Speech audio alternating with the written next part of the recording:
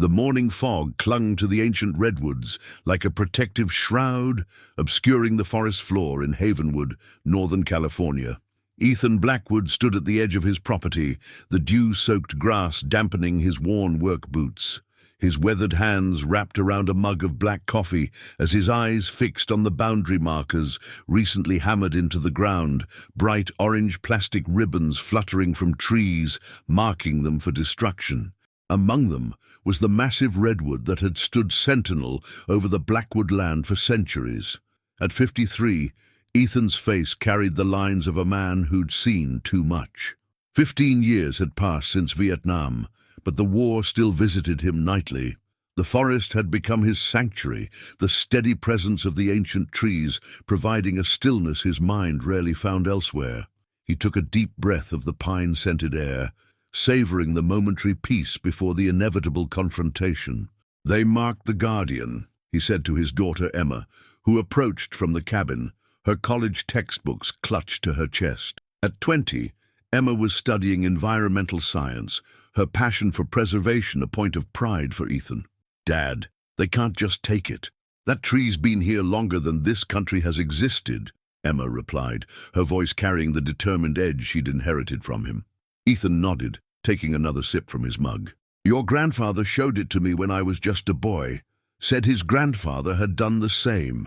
The massive redwood, over 300 feet tall and wider than most rooms, had been dubbed the Guardian by generations of Blackwoods. It stood precisely on the property line, a fact that had never mattered until Pacific Northwest Timber, under Warren Vance's direction, had acquired the adjacent land. The distant rumble of heavy machinery broke the morning quiet. Emma's hand found her father's arm, squeezing gently. "What are you going to do?"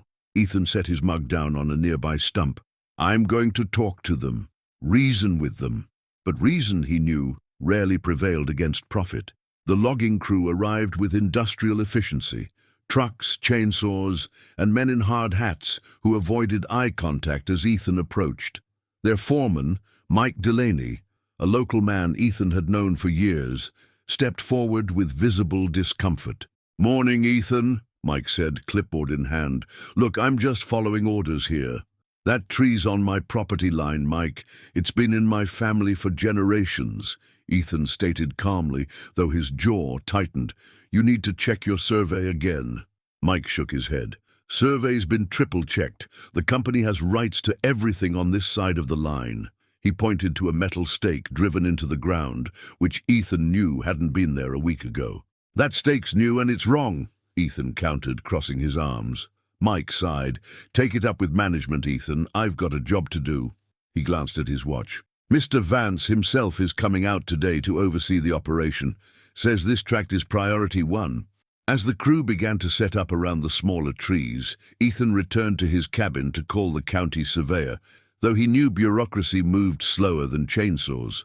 Emma was already on the phone with local environmental groups, her voice rising with urgency. By midday, the first trees had fallen, each crash echoing through the forest like artillery fire in Ethan's ears. He stood at the boundary, a physical barrier between the logging crew and the Guardian. A black Lincoln Continental pulled up on the newly cleared dirt road, its polished exterior incongruous against the rugged landscape. Warren Vance emerged, his tailored suit and silver hair speaking of boardrooms and balance sheets, not forest floors and ecosystem balance. At 60, Vance had built Pacific Northwest Timber into one of the largest logging operations on the West Coast. "Mr. Blackwood," Vance called out, striding forward with the confidence of a man accustomed to being obeyed. "I understand you have concerns about our operation." Ethan stood his ground. "That tree's part of my property. It's been in my family for generations." Vance smiled thinly. "According to our surveys, it falls within our cutting rights. I sympathize with your attachment, but progress requires sacrifice." "Progress?" Ethan scoffed. "You call cutting down 1,000-year-old trees progress?" "I call providing jobs and building America progress," Vance retorted, his smile fading. "These trees represent millions in lumber and hundreds of paychecks. As their argument escalated, a small group of protesters arrived, alerted by Emma. They carried hastily made signs, "Save the ancient forest" and "Trees not timber." Local news wasn't far behind, a reporter and cameraman capturing the confrontation that was quickly becoming the spark that would ignite Havenwood's dormant tensions. A week into the standoff, Havenwood had transformed.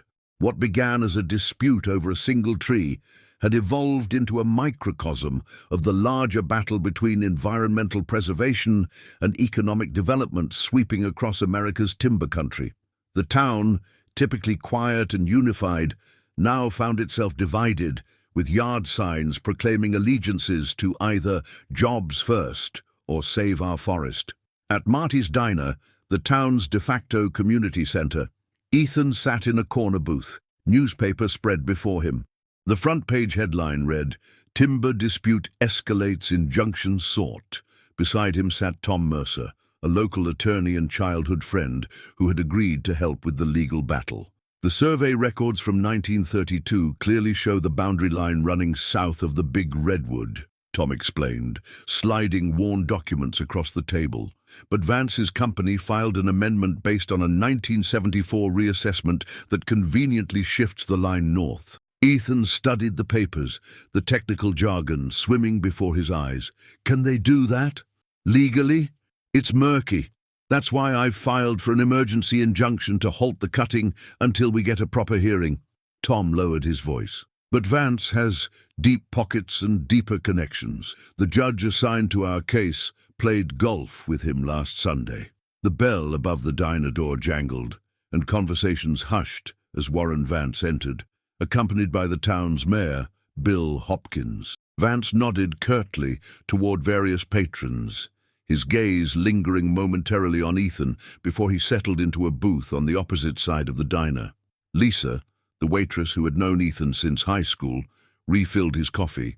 "That man's been throwing his weight around town all week," she whispered, "promising a new community center if the logging goes through, talking about a mill expansion that would create 50 new jobs." Money talks," Ethan replied, watching as Vance leaned in close to the mayor, who nodded enthusiastically.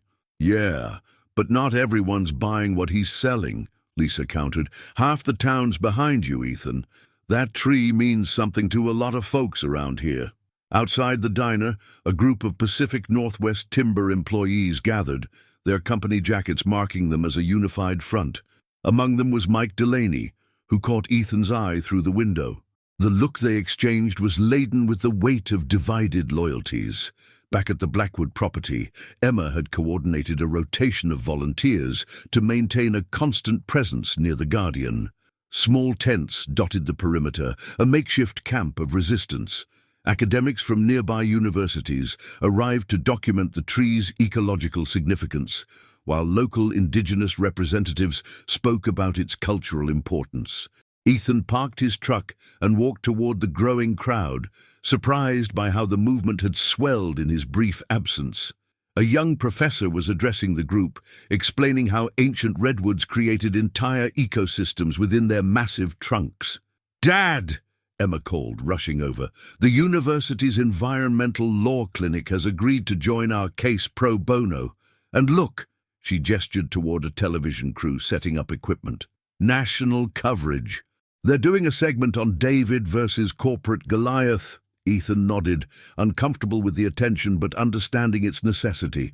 "Any word on the injunction?" Emma's expression fell slightly. "Not yet, but we've got people watching the logging crews. They've been working right up to our line, but they haven't touched the Guardian yet." As dusk approached, bringing with it a chill that penetrated Ethan's jacket, he made his way to the massive redwood. Standing before it, he felt small in a way that brought comfort rather than insignificance. He placed his palm against the rough bark, feeling the subtle vibration of life beneath his fingers. "We're trying," he whispered to the ancient giant. From behind him came the unmistakable sound of expensive shoes on forest floor. Warren Vance approached, having dismissed his usual entourage. "Quite the circus you've created, Blackwood," Vance remarked, surveying the camp. "All this for one tree." Ethan turned to face him. Not just any tree. No, just the one standing between me and completing this harvest on schedule, Vance replied. Do you have any idea what delays cost in this business? Every day this drags on, I lose thousands. And if you cut it down, we lose something that can never be replaced, Ethan countered. Vance's expression hardened. I came to make you an offer, a generous one. Enough money to send your daughter to any college she wants, with plenty left over. Ethan laughed humorlessly. You think you can buy everything, don't you? I've yet to find something with the right price tag that I couldn't, Vance said coldly. Everyone has their number, Blackwood. Even you. As Vance turned to leave, he added, the injunction won't hold. When it fails, that tree comes down. You might want to consider my offer before it's worth nothing. Ethan watched him go, the man's confidence leaving a wake of unease.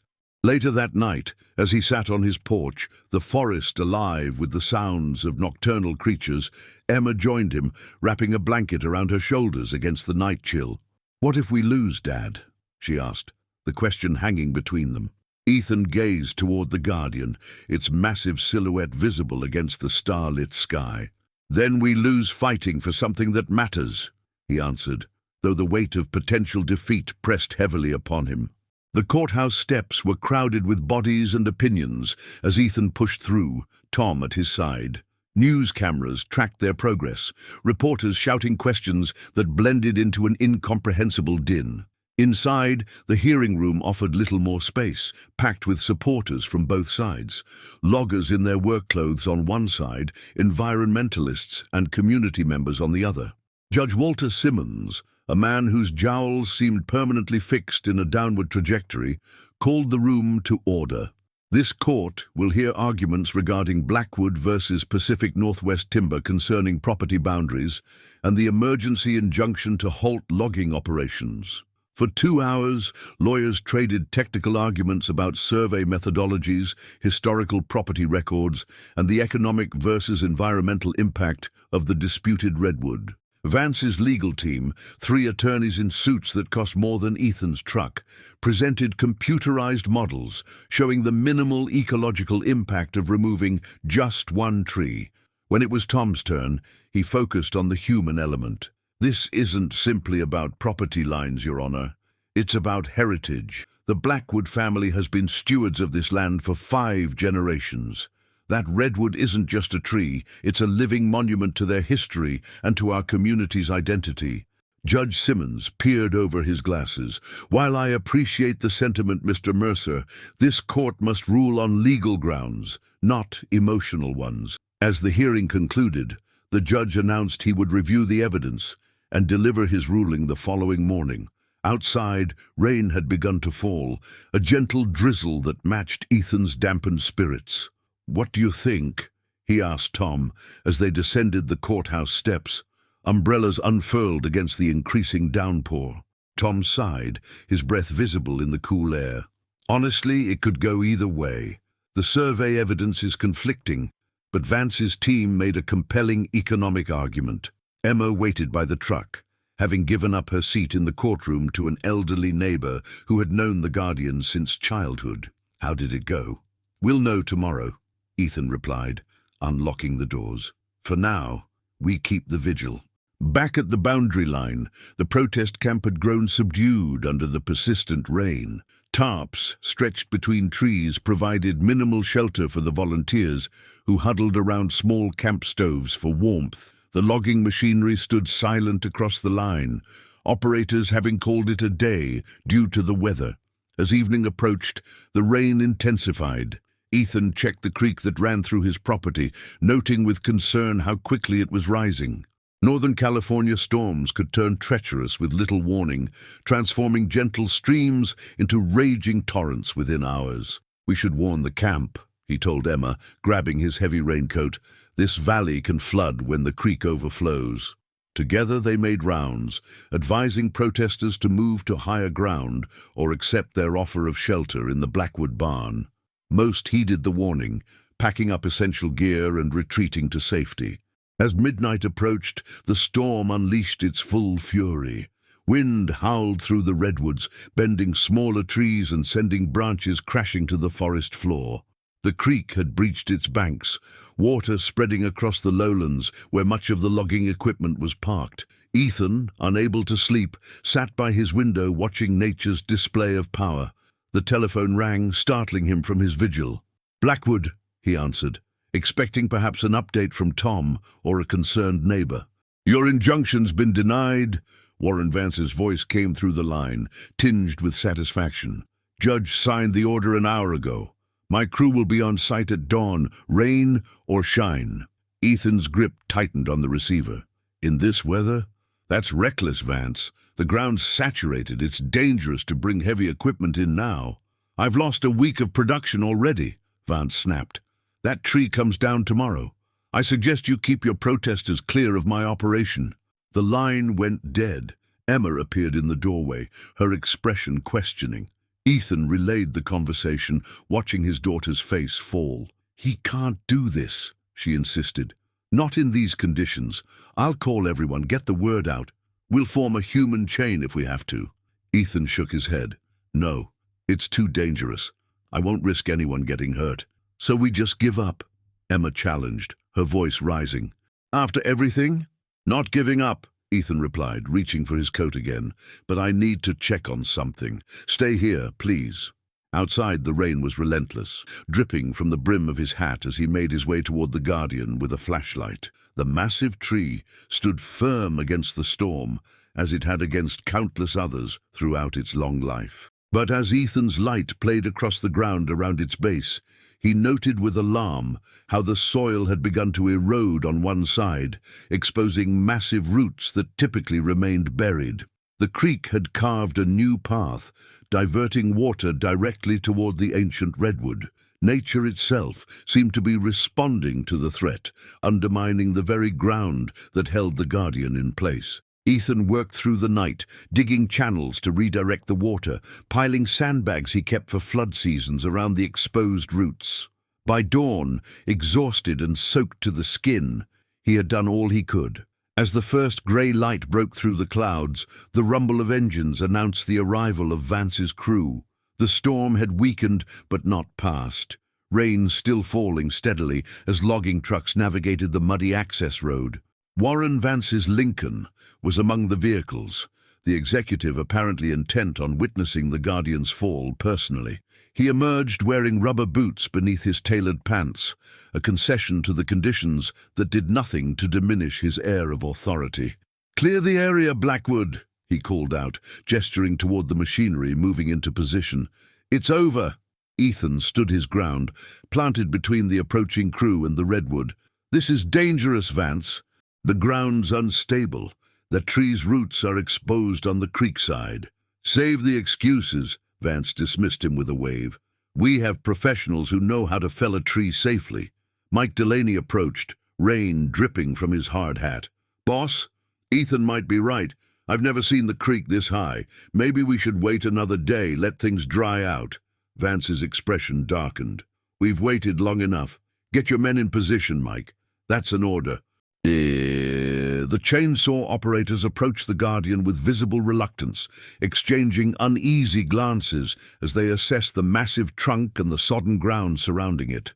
One knelt to examine the exposed root system on the creekside, shaking his head as he rejoined his colleagues. "Mr. Vance," the lead operator called out, rainwater streaming down his face.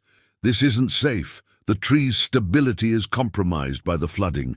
We could try to cable it to fall away from the creek, but with the ground this soft, there's no guarantee which way it'll go." Vance strode forward, irritation evident in every movement. "I've hired you to cut trees, not make excuses. If you won't do your job, I'll find someone who will." Ethan watched the exchange from where he stood with Emma and a small group of protesters who had returned despite his warnings. The rain had finally stopped, though water continued to flow across the saturated ground in rivulets. "Dad," Emma whispered, "look at the creek bank." Following her gaze, Ethan noticed a new development. The rushing water had undercut the bank significantly overnight, carving away soil beneath one side of the massive redwood. A sense of imminent danger settled in his gut. "Everyone needs to clear the area," he announced loudly. "Now! It's not safe here." Vance turned toward him, lips curled in contempt. "More delay tactics, Blackwood. My patience is exhausted." Before Ethan could respond, a subtle movement caught his attention. The Guardian had shifted, almost imperceptibly, its massive weight adjusting as the soil beneath it continued to erode. "Vance, I'm serious. Get your men back. That tree's going to—" A sharp crack interrupted him, the sound reverberating through the forest like a gunshot. One of the exposed roots had snapped under tension. The operators dropped their equipment and retreated hastily, recognizing the danger that their employer refused to acknowledge. "Get back to work!" Vance shouted after them, then turned to face the tree himself. In a gesture of frustrated authority, he marched directly toward the Guardian, pointing at it as if his will alone could bend nature to his purpose. "Cut that tree now," he ordered to anyone who would listen. "That's a direct order." The next series of events unfolded with both terrible slowness and unstoppable speed. Another root snapped, then another. The massive redwood began to lean, not dramatically, but with the inexorable momentum of its immense weight, finding a new center of gravity. "Vance, move!" Ethan shouted, already running toward the man despite their animosity. Warren Vance finally registered the danger, his eyes widening as he looked up at the tilting giant.